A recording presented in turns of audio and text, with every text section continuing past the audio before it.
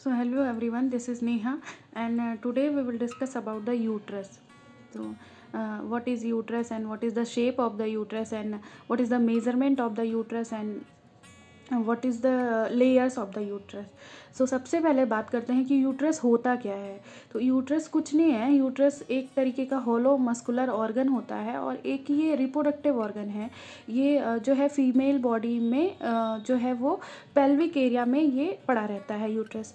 और यूट्रस जो होता है वो एक मतलब हम कह सकते हैं कि रिप्रोडक्शन में जो है ये हेल्प करता है, या फिर ये प्रेगनेंसी में इसका बड़ा ही खास रोल होता है यूट्रस का। तो यूट्रस जो होता है, सबसे पहले हम इसके बात करते हैं मेजरमेंट की, कि इसका मेजरमेंट कितना होता है।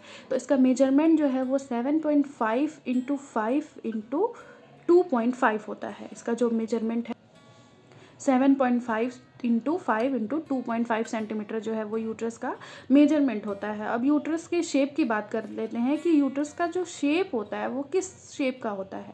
तो यूट्रस जो है नॉन प्रेग्नेंट स्टेज में, यानी कि जो लेडी है वो प्रेग्नेंट नहीं है, तो उसका यूट्रस कैसा होगा। तो उसका यूट्रस जो है वो पियर फॉर्म का होगा या पायरी फॉर्म का होगा।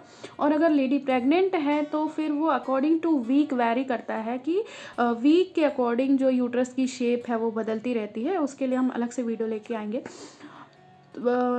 जो सुपरफिशियल है वो यही है कि प्रेग्नेंट स्टेज में बेसिकली एक ग्लोबुलर शेप का, स्फेरिकल शेप का 36 वीक पे हो जाता है। उसके बाद हम बात करते हैं कि इसका जो वज़न होता है यूट्रस का वो कितना होता है, इसका जो वेट होता है वो कितना होता है। तो यूट्रस का जो वेट होता है वो 60 ग्राम होता है नॉन प्रेग्नेंट स्टेज में, यानी जब लेडी प्रेग्नेंट नहीं है तो जो उसका यूट्रस होगा वो 60 ग्राम का हो सकता है। और अगर लेडी प्रेग्नेंट है तो उसका जो यूट्रस होगा वो 800 से 1000 ग्राम, यानी कि 800 to 1000 ग्राम का यूट्रस जो है वो होता है। अब हम बात करते हैं इसके लेयर्स की, कि इसकी कितनी लेयर्स होती हैं। तो यूट्रस जो है वो उसकी बेसिकली 3 लेयर होती है। एक एंडोमेट्रियम होती है, मायोमेट्रियम होती है और पेरीमेट्रियम होती है। Uterus consist of 3 layers, endometrium, myometrium and perimetrium. जो मायोमेट्रियम होती है वो सबसे स्ट्रॉन्गेस्ट लेयर होती है यूट्रस की।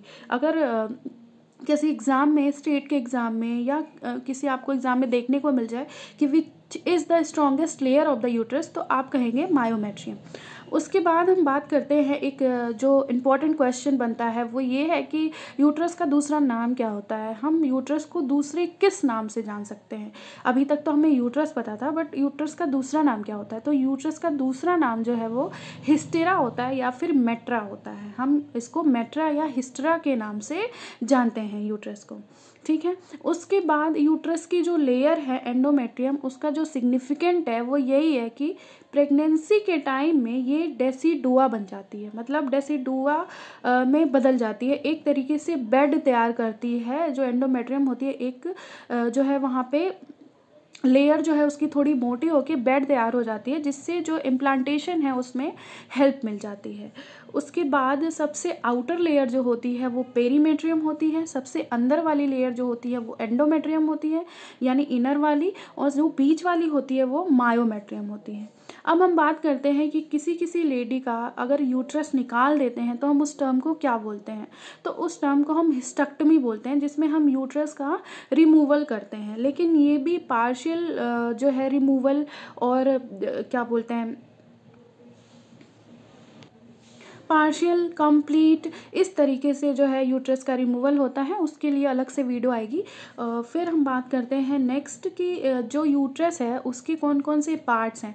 तो वैसे तो यूट्रस जो है अपने आप में ही एक बहुत महत्वपूर्ण जो है ऑर्गन है, लेकिन इसके पार्ट्स की अगर बात करें तो यूट्रस से ओवरी कनेक्टेड होती है, यूट्रस से सर्विक्स कनेक्टेड होता है, फेलोपियन ट्यूब लगी होती है इसमें बॉडी होती है और फंडस लगा होता है इसमें। जो कि सबसे अगर हम इम्पॉर्टेंट पार्ट्स की बात करें तो जो कनेक्टेड पार्ट है वो ओवरी है, क्योंकि ओवरी से जो है ओवम निकलता है और वो ओवम ही जो है जिसकी वजह से जो है फर्टिलाइजेशन होता है। तो 2 ओवरीज होती हैं जो कि यूट्रस से कनेक्टेड होती हैं, दोनों यूट्रस के दोनों साइड। यूट्रस जो है वो सर्विक्स से जुड़ा होता है। सर्विक्स जो है वजाइना और यूट्रस दोनों के बीच का इंटरकनेक्शन होता है।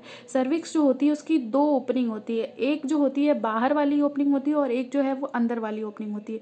जो अंदर वाली ओपनिंग होती है वो हमारे यूट्रस से जुड़ी होती है और जो बाहर वाली ओपनिंग होती है वो हमारे बेसिकली वजाइना से जुड़ी होती है। प्रेगनेंसी के टाइम में इसका भी सिग्निफिकेंट है, सर्विक्स का भी। सर्विक्स जो है वो वैसे तो टिप ऑफ द नोज़ जैसी होती है, मतलब सर्विक्स बहुत ही एक तरीके से बोलें तो नैरो स्ट्रक्चर होता है, लेकिन नॉन प्रेग्नेंट स्टेज में ये जो है लिप ऑफ द मैन के बराबर हो जाती है, यानी जो हमारा लिप होता है उसके बराबर वो थिक हो जाती है।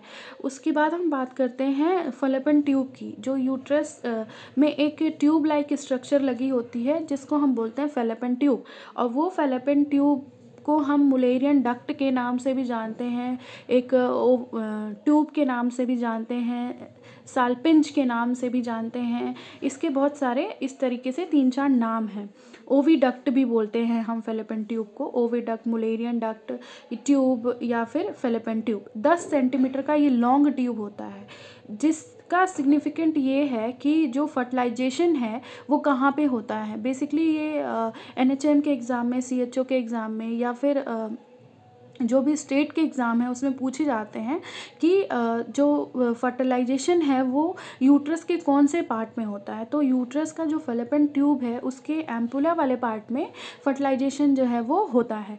एम्पुला का एक और सिग्निफिकेंट वो है कि एम्पुला में ही एक्टोपिक प्रेगनेंसी जो है वो होती है, और ये कई सारे एग्ज़ाम्स में ये पूछ भी चुका है कि एक्टोपिक प्रेगनेंसी जो होती है वो कौन से पार्ट में होती है। तो आपको आंसर में टिक करना होगा एम्पुला में।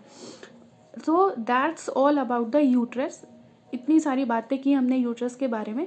कुछ और चीज़ें हैं जो हम यूट्रस के बारे में बात करेंगे, लेकिन वो हम अपने नेक्स्ट वीडियो में बात करेंगे कि कुछ और सिग्निफिकेंट पॉइंट क्या हैं यूट्रस के, यूट्रस से रिलेटेड कौन कौन से क्वेश्चंस हैं जो एग्ज़ाम में आते हैं, उसके बारे में हम बात करेंगे।